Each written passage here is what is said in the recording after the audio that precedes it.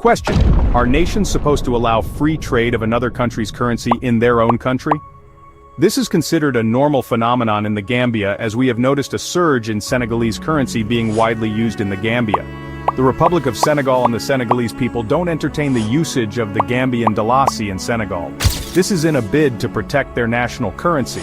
But why should the Gambians allow the Senegalese CFA to get used in the Gambia despite the Gambian Dalasi not being spent in Senegal? Does this mean Senegal has banned the Gambian Dalasi from being used in Senegal?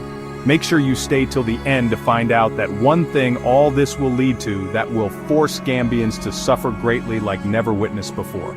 Let's take a deep dive.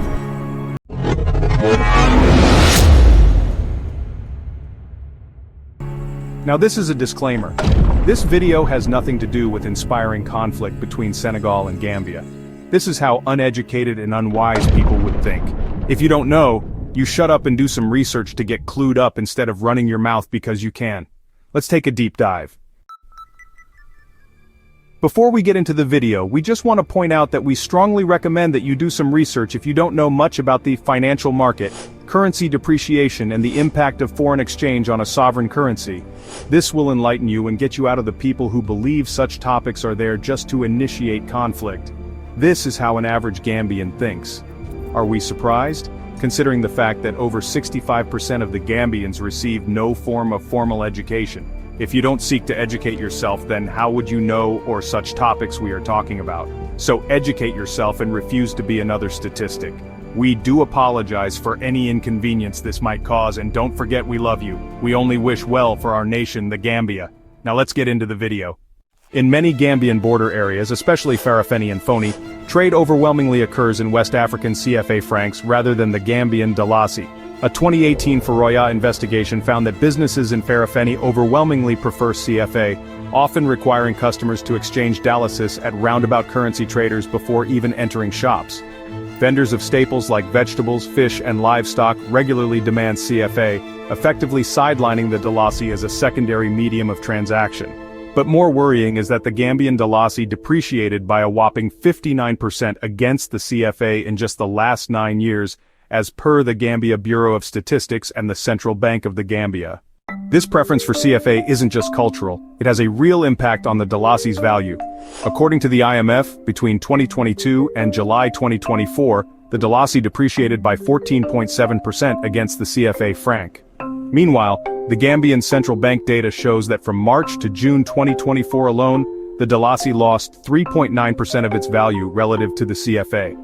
These statistics highlight how the dominance of CFA in everyday Gambian commerce is tied directly to a weakening Dalasi.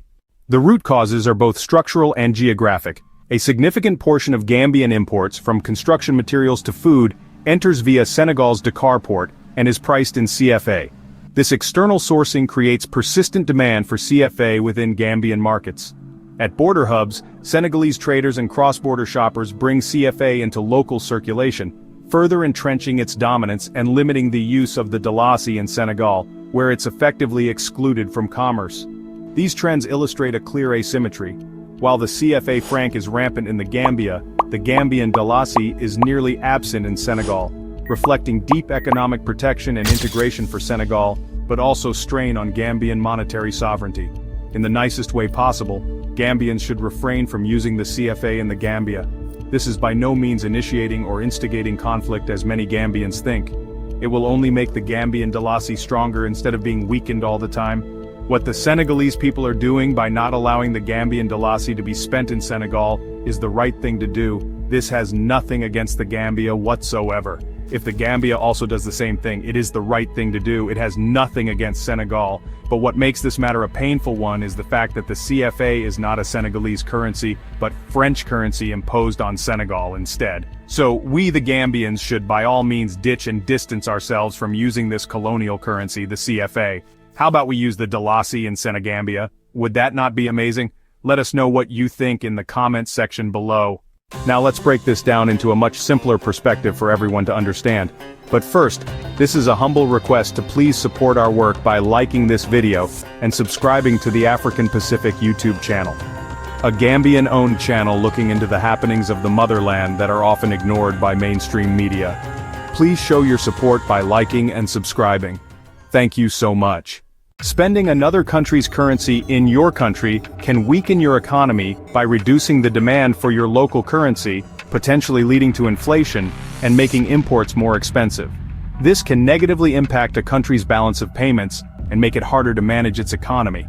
Let's put it this way, if the CFA is being used in domestic transactions in the Gambia instead of the Dalasi, it will reduce the demand for the Gambian Dalasi.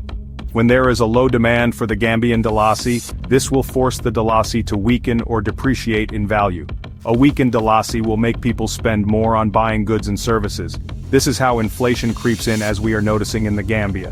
This inflation is currently making life difficult for many Gambians because the more inflation, the more you spend on basic goods like bread, rice, oil and other Gambian staples. The more money you spend on these staples, the less amount of money in your pocket to spend. This will further cripple your spending power and ultimately lead to poverty and begging for financial assistance. This is what we are seeing in the Gambia. If Gambians can't spend on local businesses, there will be less cash in circulation. This will force businesses to shut down, leading to more poverty and joblessness. We hope this is simple enough for everyone to understand. Now what's going to happen if Gambians stop using the CFA in the Gambia, just like the Senegalese people stop using the Dalasi in Senegal? Let's look at the opposite. If the Gambians refuse to use the CFA and instead use the Dalasi in the Gambia, now here is the question. If there is a demand for something, does that thing become more valuable or not? There will definitely be an increase in value. Similarly, if Gambians use the Dalasi instead of the CFA, there will be a demand for the Dalasi. This demand will push the value of the Dalasi up and up. An increase in the value of the Dalasi means less money to spend on basic goods and services. This will put more money in the pockets of the Gambians to spend. The more Gambians spend, the more money in circulation for local businesses. We won't say there will be no inflation because the Gambia is heavily dependent on imports. We hope this is clear enough for you to understand. Now let's go to that one thing why Gambians spending the CFA in the Gambia will cause immense damage and force Gambians to suffer. Let's take a look. The Gambia is an import-dependent economy. Using the CFA instead of the Dalasi will only cause more and more Gambians to suffer greatly. This is simple and straightforward. You don't need to be clever to understand this simple analogy. The rapid use of the CFA leading to the low demand of the Dalasi will trigger high import costs, as we are witnessing. The reason why this is more of a threat to the lives of the Gambians that is currently making Gambians suffer is this.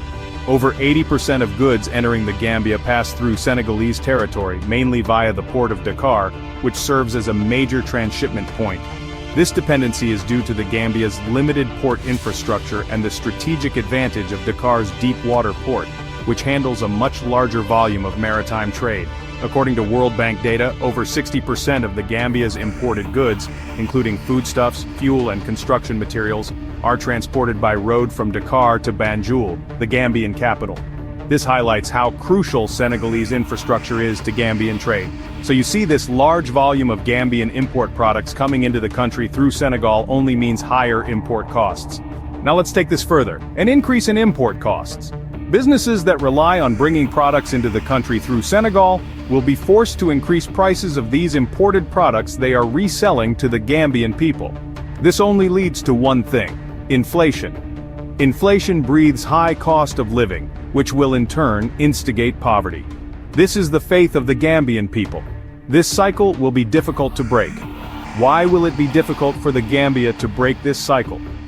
As it stands, the government of the Gambia thinks about nothing other than building substandard, yet overinflated roads. This will ultimately plunge the country into further debt distress and poverty, which is what we are seeing. This is a humble reminder to like this video and subscribe to the African Pacific YouTube channel. Please show your support by liking and subscribing. Thank you so much. How can the Gambia turn this around? First, the government needs to understand that, judging by the current situation of the Gambia, road construction should not be the priority. The priority should be given to import containment over road construction. Import containment will undoubtedly bring in economic diversification as Gambians import an array of products from different sectors. Containing these sectors will stop the imports completely, thereby leaving no need for imports. This will further translate to higher job opportunities for Gambians, low cost of living, reduced poverty, and ultimately, higher life expectancy for the Gambians. It's this simple. This is not rocket science. Let us know what you think in the comments section below.